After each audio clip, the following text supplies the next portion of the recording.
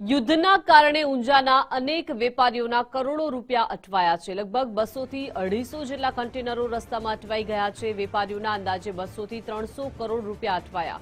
Shipping લાઇનના ભાડામાં પણ મોટો વધારો થયો છે તેવું દિનેશ પટેલે જણાવ્યું છે કે ભાડું પહેલા $1500 હતું તે હાલ $4500 થી $5000 છે।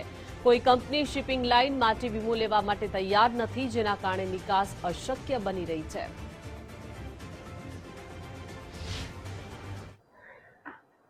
ઊંઝામાં જે મસાલાનો વેપાર થાય છે એમાંથી લગભગ 40 થી 45% નિર્યાત થાય છે અને આ ખાડી યુદ્ધના લીધે અમારા જે એક્સપોર્ટરો છે એમણે અહીંથી જે સપ્લાય કરેલા છે માલ એના 200 થી લગભગ 250 જેટલા કન્ટેનર રસ્તામાં અત્યારે ક્યાંય ને ક્યાંય અટવાયેલા પડ્યા છે।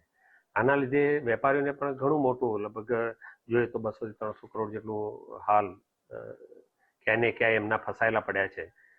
જ્યાં સુધી આ ક્લિયર નહીં થાય ત્યાં સુધી વેપાર પણ અટકેલો છે। જો કે હાલ ડોમેસ્ટિક ડિમાન્ડ સારી છે પણ યુદ્ધ લોબુ ચાલશે તો એના લીધે અહીંથી નિર્યાત નહીં થાય। અત્યારે હાલ નિર્યાતમાં જોઈએ તો મિડલ ઈસ્ટ સિવાય બાકીના જ્યાં જ્યાં આપણે સપ્લાય કરીએ છીએ ત્યાં પણ શિપિંગ લાઇનોના ભાડા બહુ વધી ગયા છે। લગભગ જે ભાડા $1500 આજુબાજુ હતા એ આજે $4500-5000 છે। એના ઇન્સ્યોરન્સ પણ કોઈ કંપની લેવા તૈયાર નથી શિપિંગ લાઇનમાં। આના લીધે કોઈ જોખમ કરે એવું છે નહીં અને ઇન્સ્યોરન્સ વગર એક્સપોર્ટ શક્ય નથી। માટે નિર્યાતનો હાલ લગભગ પૂરેપૂરો કારોબાર ઠપ જેવું કહી શકાય।